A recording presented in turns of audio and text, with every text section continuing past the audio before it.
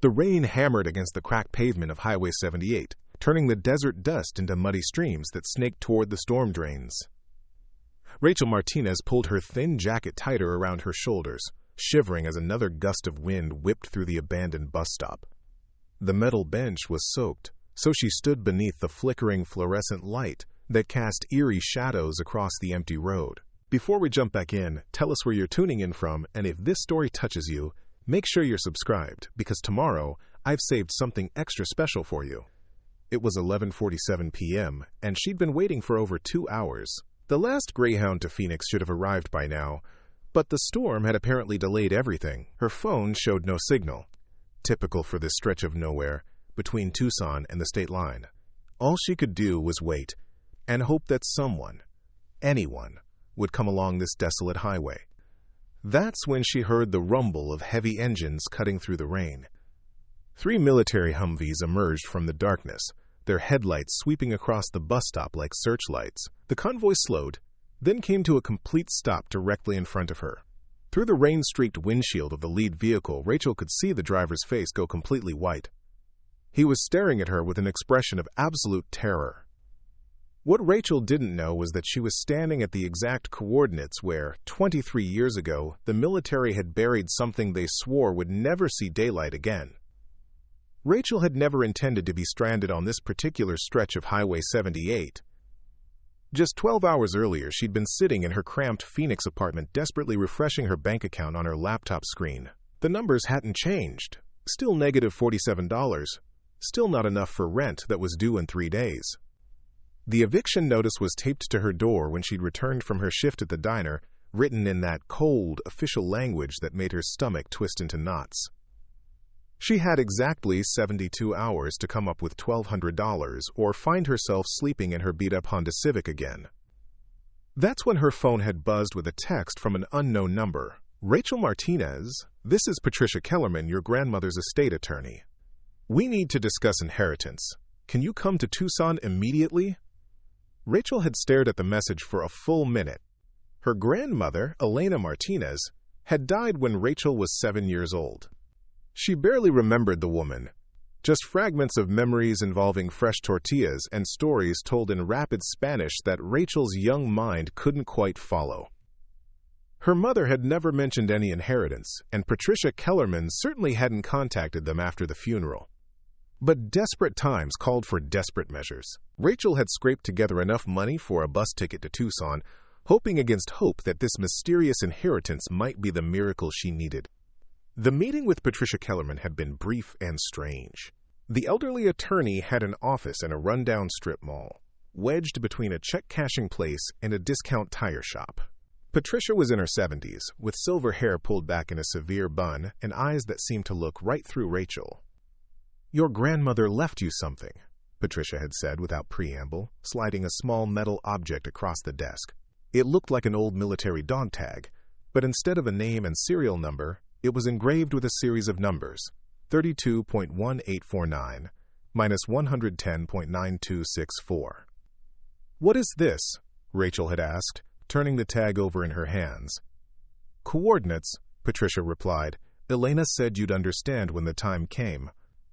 "I don't understand anything. I barely knew my grandmother. What am I supposed to do with coordinates?" Patricia had leaned back in her chair, studying Rachel with those penetrating eyes.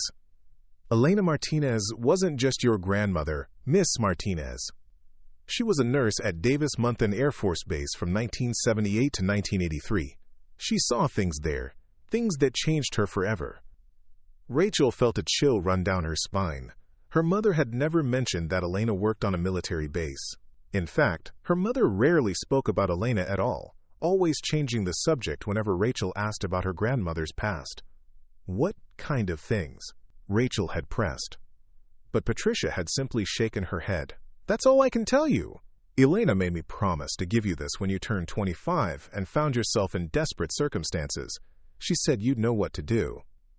Rachel had left the attorney's office more confused than ever, clutching the strange dog tag in her pocket. She'd used her phone to look up the coordinates, and they pointed to a spot on Highway 78, about 50 miles northeast of Tucson. Just empty desert as far as she could tell from the satellite images. The whole thing seemed like a cruel joke. She'd spent her last $40 on a bus ticket, hoping for an inheritance that might save her from eviction, only to receive a piece of metal with random numbers on it. The bus ride back to Phoenix should have taken 3 hours, but now she was stranded in the middle of nowhere because of a storm that the weather forecast had failed to predict. As she stood at the bus stop, Rachel found herself thinking about her grandmother's stories. The ones she'd dismissed as the rambling tales of an old woman who'd lived through too much. Elena used to talk about lights in the desert, about soldiers who came home changed, about secrets buried so deep that even the desert itself tried to forget them. Mija, Elena would whisper during those long summer evenings when Rachel was staying at her house. There are things in this world that people are not meant to see, but sometimes, when the time is right, the earth gives up its secrets. Rachel had always assumed these were just ghost stories, the kind of tales that grandmothers told to wide-eyed children, but now, standing alone in the rain with military coordinates in her pocket, she wondered if maybe Elena had been trying to tell her something important. The storm was getting worse. Lightning split the sky every few seconds, illuminating the desert landscape in stark, dramatic flashes. The bus stop offered little protection from the wind and rain, and Rachel was soaked through to the skin. Her phone was completely dead now. She'd forgotten to charge it before leaving Phoenix, and the battery had finally given up. She was beginning to consider walking back toward Tucson when she heard the engines. The 3 Humvees approached slowly, their headlights cutting through the rain like searchlights. As they drew closer, Rachel could see that these weren't ordinary military vehicles. They were painted in a matte black finish that seemed to absorb light rather than reflect it, and their license plates were covered with mud. Deliberately, it seemed. The lead vehicle came to a stop directly in front of the bus stop. Through the windshield, Rachel could see 2 figures in military fatigues. The driver was a young man, probably in his 20s, with close-cropped blonde hair and pale skin that had gone completely white at the sight of her. His passenger was older, with graying temples and the bearing of someone accustomed to command. For a long moment, nobody moved. The driver seemed frozen in place, his hands gripping the steering wheel so tightly that his knuckles had turned white. The older man was speaking to him urgently, but Rachel couldn't hear what he was saying over the sound of the rain and idling engines. Finally, the passenger door of the lead Humvee opened, and the older man stepped out into the rain. He was tall and lean, with steel gray eyes and a face that looked like it had seen too much. Despite the storm, he moved with the precise, measured steps of a career military officer. "Miss," he called out, having to raise his voice over the wind. "Are you all right?" Rachel nodded, not trusting her voice. There was something about this man that made her instinctively wary. His uniform bore no visible rank insignia or name tags, and his manner was too controlled, too careful. "What are you doing out here?" he asked, stepping closer to the bus stop, but staying just outside the circle of light cast by the flickering fluorescent bulb. "Waiting for the bus," Rachel replied, surprised by how steady her own voice sounded. "It was supposed to be here hours ago." The man's eyes narrowed slightly. "The buses don't run this route after 10 p.m., haven't for over a year." Rachel felt her heart sink. She'd bought her ticket from a machine at the Tucson terminal, and nobody had bothered to tell her that the schedule had changed. She was truly stranded now, miles from anywhere, with no way to call for help. "I can give you a ride," the man said, but there was something in his tone that made it sound less like an offer and more like an order. "Where are you trying to get to?" "Phoenix," Rachel said, instinctively taking a step back. "Phoenix?" The man repeated the word like he was testing it. "Long way from here. What brought you to Tucson?" There was no reason not to tell him the truth, but something about his intense stare made Rachel hesitate. She found herself thinking about the dog tag in her pocket, about the coordinates that had led her to this exact spot on this exact night. "Family business," she said finally. The man nodded slowly, but his eyes never left her face. Behind him, Rachel could see the drivers of the other 2 Humvees watching them intently. The young man in the lead vehicle still looked like he'd seen a ghost. "What's your name?" the man asked. "Rachel Martinez." The moment she said her last name, something changed in the man's expression. It was subtle, just a slight tightening around his eyes. But Rachel caught it. He knew that name.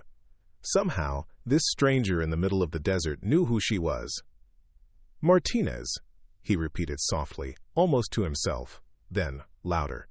"Get in the vehicle, Miss Martinez. We need to talk. Rachel's instincts screamed at her to run, but there was nowhere to go. The desert stretched endlessly in all directions, and the storm showed no signs of letting up. The military officer stood waiting, rain dripping from his uniform, his hand resting casually on something clipped to his belt. Preparing and narrating the story took us a lot of time, so if you are enjoying it, subscribe to our channel. It means a lot to us. Now back to the story. I said, "Get in the vehicle," he repeated, his voice carrying the authority of someone used to being obeyed without question. "I'm fine waiting here," Rachel said, trying to keep her voice steady. "The bus will come eventually." The man's expression hardened. "Miss Martinez, I'm Colonel James Hawthorne. This is a matter of national security. You can get in voluntarily, or my men can assist you. Your choice." Behind him, the doors of the other Humvees opened simultaneously. 6 more soldiers emerged into the rain, all wearing the same black fatigues without identification. They moved with practiced coordination, forming a loose semicircle around the bus stop. Their weapons remained holstered, but the message was clear. Rachel's hand instinctively went to her pocket, feeling the metal dog tag through the wet fabric of her jeans. Whatever was happening here, it had something to do with the coordinates her grandmother had left her. Elena Martinez had worked at Davis-Monthan Air Force Base over 40 years ago. What could possibly connect that to this moment? "What do you want with me?" Rachel asked. Colonel Hawthorne stepped closer, finally moving into the circle of light. Up close, she could see the deep lines etched around his eyes, the kind that came from years of sleepless nights and difficult decisions. There was a small scar running from his left temple to his cheekbone, barely visible but somehow ominous. "Your grandmother never told you about Project Lazarus, did she?" he said quietly. The name hit Rachel like a physical blow. She'd heard it before, whispered in Elena's voice during one of those long summer evenings. Her grandmother had been delirious with fever from pneumonia, rambling about things that made no sense to 10-year-old Rachel. Project Lazarus had been mentioned alongside other fragments. Something about blue lights, about people who came back wrong, about a facility hidden beneath the desert floor. "I don't know what you're talking about," Rachel lied. Hawthorne studied her for a long moment, then pulled out a tablet from inside his jacket. The screen glowed blue in the darkness as he swiped through what looked like classified documents. He turned it toward her, and Rachel saw a photograph that made her blood run cold. It was her grandmother, but younger, maybe in her 30s. Elena was wearing a white nurse's uniform and standing next to a man in a lab coat. Behind them was a facility unlike anything Rachel had ever seen. The building seemed to extend deep underground, with multiple levels visible through what appeared to be reinforced glass walls. In the background, she could make out figures in hazmat suits working around equipment that looked more like something from a science fiction movie than a military base. Elena Martinez, head nurse for Project Lazarus 1981 to 1983, Hawthorne read from the tablet. Security clearance level 7. Terminated from the project under unusual circumstances. She was just a nurse, Rachel protested, but even as she said it, she remembered the way Elena's hands would shake sometimes when she thought no one was looking. The way she would stare off into the distance as if seeing something that wasn't there. "Your grandmother was much more than a nurse, Miss Martinez. She was present during some of the most classified experiments ever conducted on American soil. She saw things that officially never happened." Hawthorne swiped to another document, this one heavily redacted with black bars covering most of the text. But Rachel could make out fragments. Subject revival, successful, cognitive functions impaired, immediate containment required. "What kind of experiments?" Rachel asked, though part of her didn't want to know the answer. "The kind that breaks the natural order," Hawthorne said simply. In 1979, the military began investigating reports of unusual phenomena in this region of the desert. Local ranch hands spoke of cattle found in impossible conditions, dead for days but still walking. Native American tribal leaders warned of disturbances in what they called the, quote, thin places, where the boundary between life and death becomes permeable.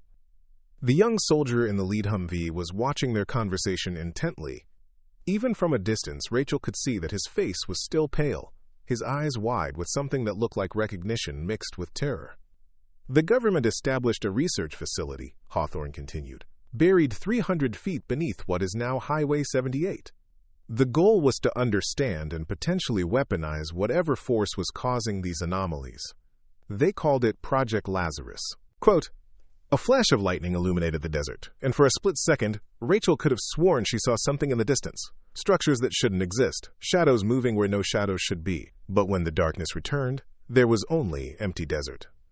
The experiments began with small animals, Hawthorne said. Mice, rabbits, eventually larger subjects.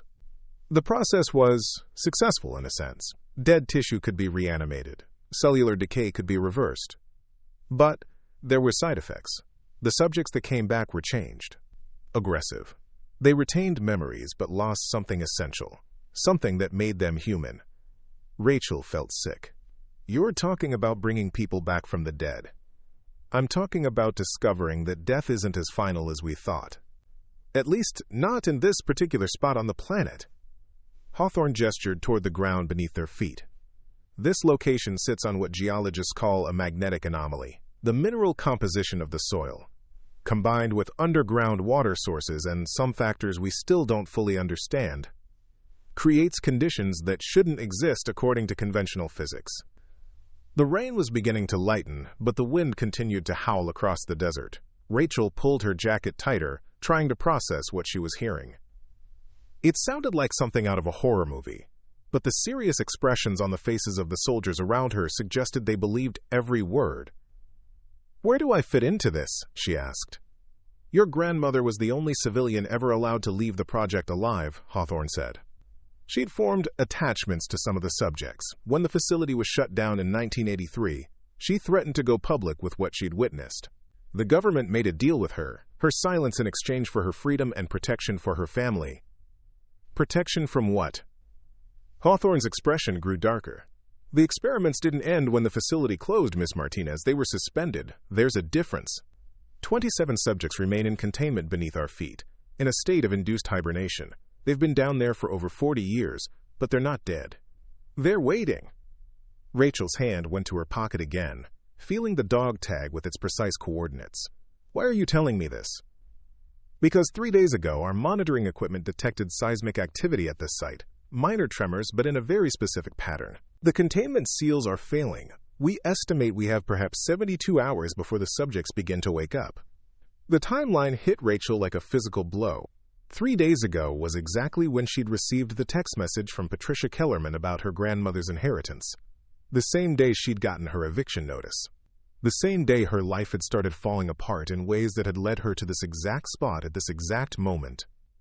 "Your grandmother left you those coordinates for a reason," Hawthorne continued. "We believe she embedded some kind of failsafe in the containment system, something only her direct descendant could activate. Elena Martinez may be the only person who can prevent what's coming." "Elena's been dead for 18 years, Rachel said. "But you're not." Hawthorne stepped closer, his voice dropping to barely above a whisper. "You carry her genetic markers, her biometric patterns. More importantly, you carry her knowledge." "I don't know anything about any of this." "Maybe not consciously, but Elena spent her final years visiting you, didn't she? Telling you stories that seemed like fantasies? Children's minds are remarkably adaptable, Miss Martinez. They can retain information in ways that adult minds cannot." Rachel thought about those summer evenings, about Elena's whispered tales of lights in the desert, and soldiers who came home changed. Stories that had seemed like folklore, but now took on a sinister new meaning. "We need you to come with us," Hawthorne said. "The entrance to the facility is less than half a mile from here. You're the only person who might be able to access Elena's failsafe before the containment seals fail completely." "And if I refuse?" Hawthorne's expression softened slightly, but his voice remained firm. "Then, in approximately 68 hours, 27 reanimated subjects will break free from their containment. They'll be hungry, confused, and extremely dangerous. This stretch of highway sees about 3,000 vehicles per day. Phoenix is 90 miles northeast." The implication was clear. Whatever was sleeping beneath the desert wouldn't stay sleeping much longer, and when it woke up, it would be looking for something to feed on. Rachel looked around at the soldiers surrounding her, at the black Humvees idling in the rain, at the empty desert that suddenly seemed full of hidden threats. She thought about her grandmother's stories, about the metal dog tag in her pocket, about the strange series of events that had brought her to this place. "If I help you," she said finally, "what happens to me afterward?" Colonel Hawthorne was quiet for a long moment. When he spoke, his voice carried a weight that suggested he'd been asking himself the same question. "I honestly don't know, Miss Martinez. No one has ever successfully interfaced with Elena's failsafe. We're not even entirely sure what it will require of you. But I can promise you this. If we don't try, none of us will live to worry about what happens next." Rachel climbed into the lead Humvee, her wet clothes squeaking against the leather seats. The interior smelled like gun oil and fear-induced sweat. The young driver, who still hadn't spoken a word, kept glancing at her in the rearview mirror with those wide, terrified eyes. What's wrong with him? Rachel asked Colonel Hawthorne as they began moving across the desert terrain.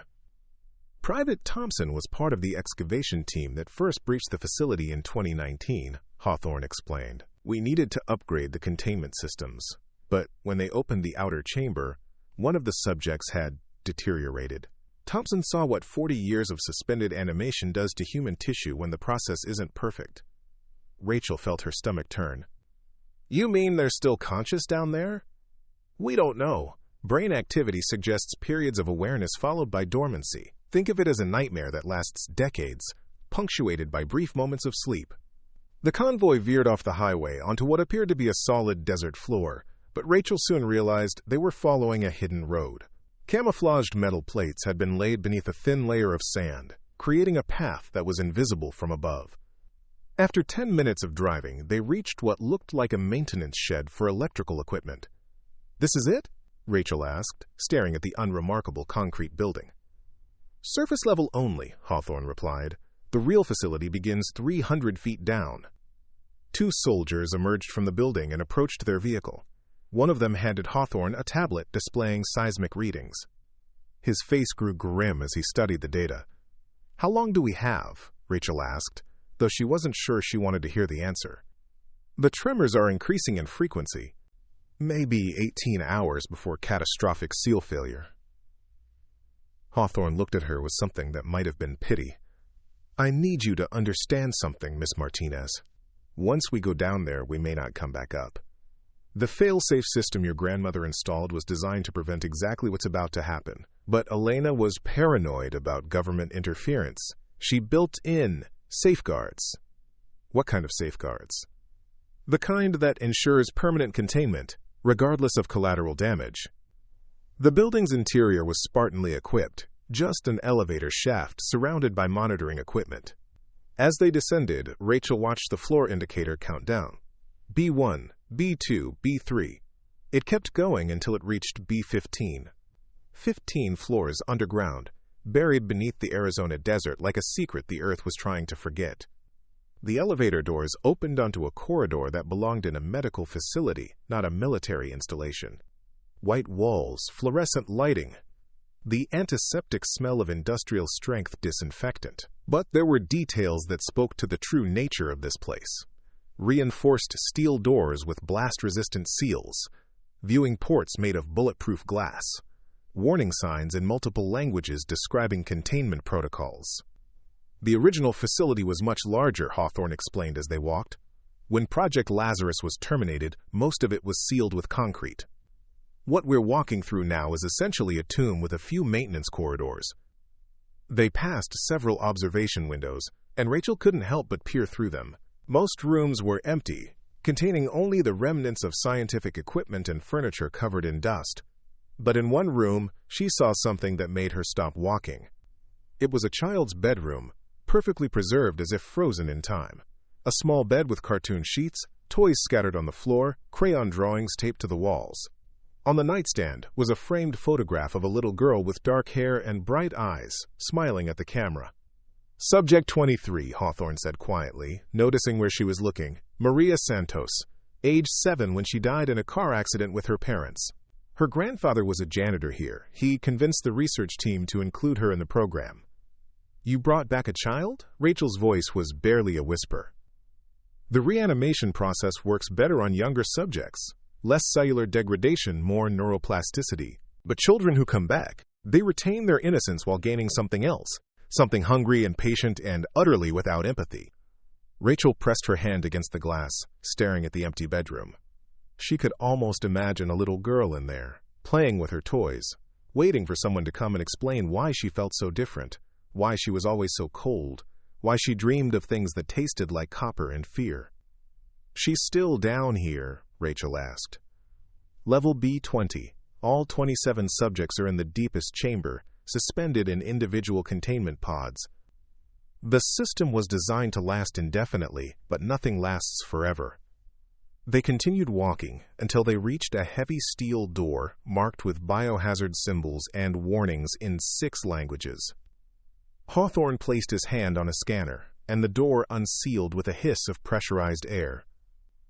Beyond was a room that looked like it belonged on a spaceship rather than underground. Banks of computers lined the walls, their screens displaying scrolling data in languages Rachel didn't recognize. In the center of the room was a chair that looked disturbingly like an electric chair, surrounded by machinery that hummed with barely contained energy. "This is Elena's interface," Hawthorne said. "She built it during the final months of the project, claiming it was necessary for monitoring the subject's vital signs. But we think it was really designed to access their shared consciousness." Shared consciousness? The reanimation process creates neural pathways that shouldn't exist. The subjects can communicate with each other across vast distances, share memories and experiences. Elena discovered that she could tap into this network, but only through direct neural interface. Rachel stared at the chair with growing horror. "You want me to plug my brain into that thing? Your grandmother's neural patterns are encoded in the system. If you interface with it, you should be able to access her memories, her knowledge of how the failsafe works." "But Rachel..." Hawthorne paused, clearly struggling with what he had to say next. "Elena died while connected to this machine. Her final memories, her last moments of consciousness, are all stored there. You'll experience her death as if it were your own." The room suddenly felt much colder. Rachel wrapped her arms around herself, trying to process what she was being asked to do: experience her grandmother's death, connect her mind to 27 reanimated corpses, and somehow figure out how to keep them contained forever. "What if I can't do it?" she asked. "Then we evacuate a 50-mile radius and hope that conventional weapons can stop what comes up from the depths. But Rachel, these aren't zombies from a movie. They retain human intelligence, human cunning. They can plan, coordinate, and deceive. And they've had 40 years to think about what they want to do when they get free." An alarm began sounding somewhere in the facility, a low wailing that seemed to come from the walls themselves. Hawthorne checked his tablet and his face went pale. The seals on level B19 just failed. We're out of time. Rachel looked at the chair, at the cables that would connect her mind to a network of the undead, at the man who was asking her to sacrifice herself for people she'd never met. She thought about Elena's stories, about the coordinates that had brought her here, about the strange series of events that seemed too orchestrated to be coincidence. "My grandmother planned this, didn't she?" Rachel said. "All of it. The inheritance, the timing, even my eviction. She made sure I'd be desperate enough to come here."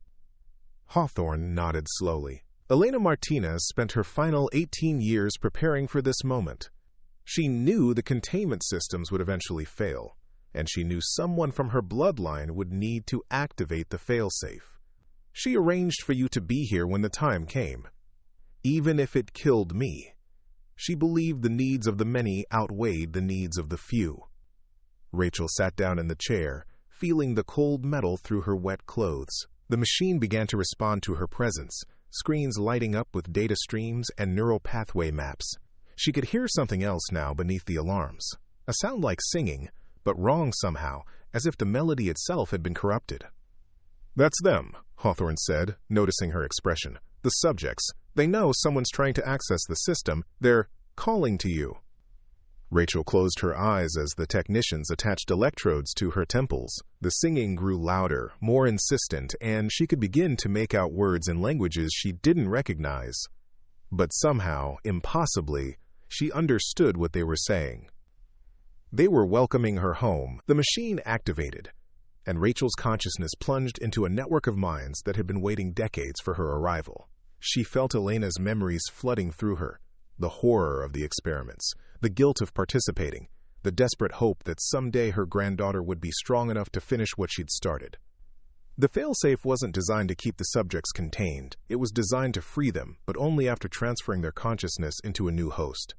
Someone young, healthy, and genetically compatible. As Rachel realized what her grandmother had really planned, she felt 27 minds converging on hers, eager to finally escape their underground prison. The last thing she saw before her own consciousness was overwhelmed was Elena's final memory. Her grandmother's face twisted with grief and determination as she programmed the system to wait for the perfect moment, the perfect sacrifice.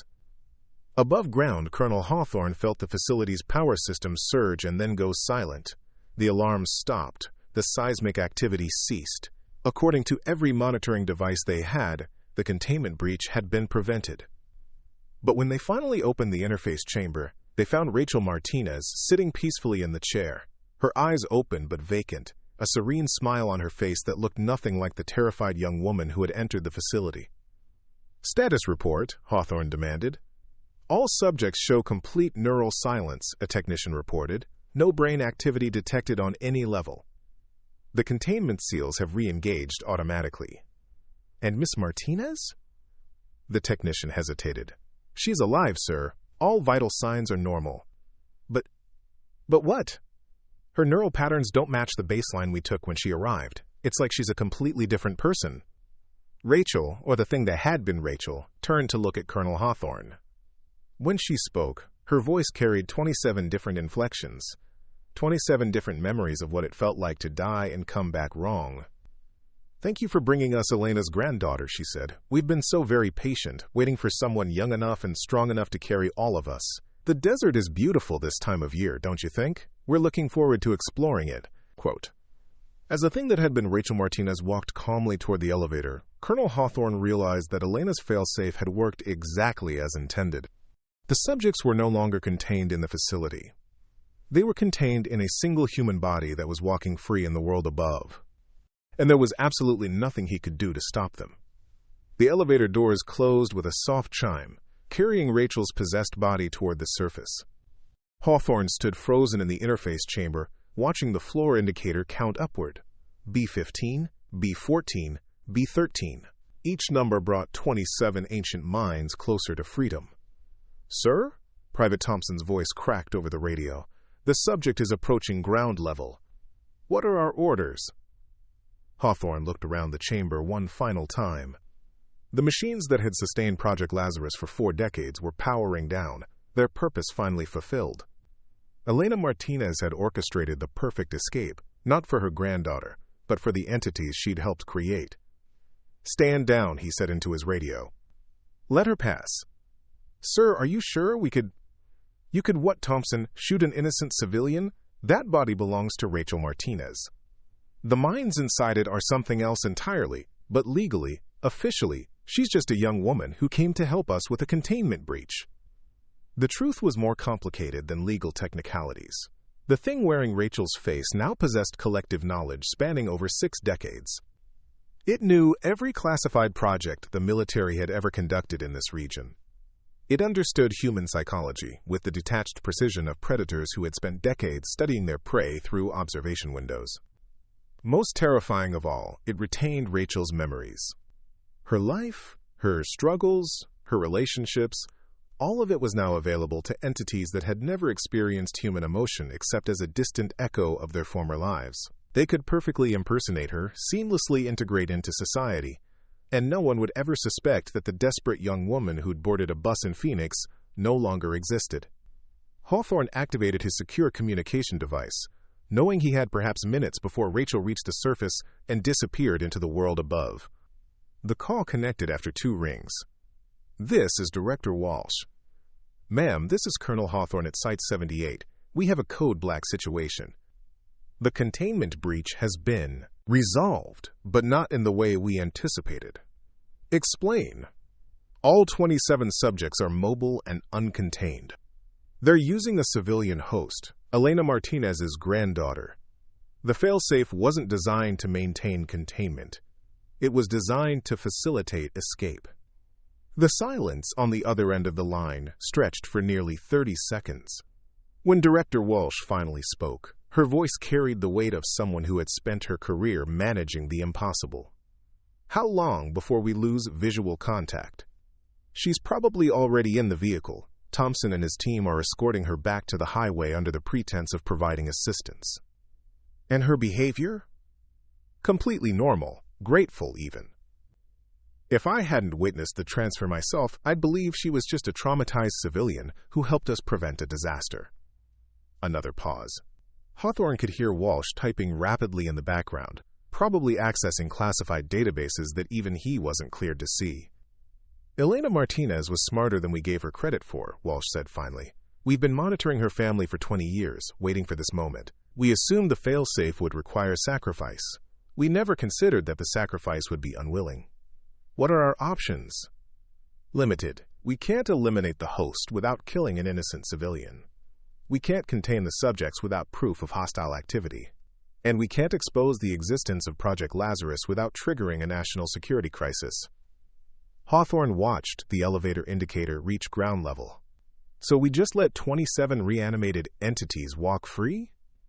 We monitor, we wait, and we hope that Elena's final gambit includes some method of control we haven't discovered yet. In the meantime, I'm authorizing Protocol 7.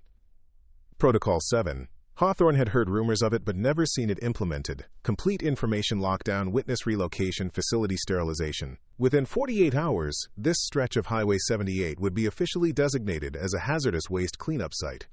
The underground facility would be filled with concrete, the access points sealed permanently. What about the personnel who were present tonight? Standard reassignment to classified projects requiring extended isolation. You'll be debriefed and given new identities. The official record will show that Site 78 never existed. The radio crackled with Thompson's voice. Subject has departed in an unknown vehicle. A sedan, license plate obscured by mud. She seemed normal, sir, thanked us for the ride and said she had a friend picking her up. Of course she did. The entities possessing Rachel's body would have access to her memories, her phone contacts, her entire social network. They could call anyone in her life and perfectly imitate her voice, her mannerisms, her personality. The perfect infiltration. Colonel Hawthorne? Director Walsh's voice brought him back to the conversation. I need you to understand something. This situation is unprecedented. We're dealing with a form of consciousness transfer that violates everything we know about neuroscience and human psychology. The subjects aren't just sharing Rachel's body. They're learning from her memories, adapting to human society in real time. Meaning they're going to get better at pretending to be human, more convincing, more integrated. Within weeks, maybe days, even close friends and family won't be able to detect the difference. Hawthorne felt a chill that had nothing to do with the underground facility's climate control. How do we track something that is perfect at deception? We don't. We wait for them to make a mistake, to reveal their true nature somehow. But, Colonel, these entities have been planning their escape for 40 years.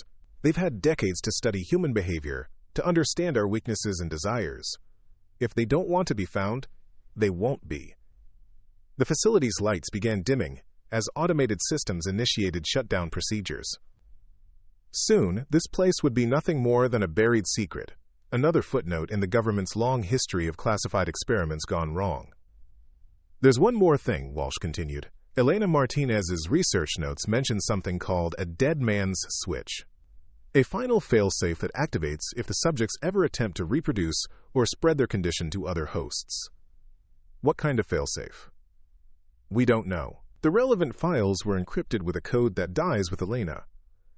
But there are references to, quote, genetic markers and, quote, inherited activation sequences.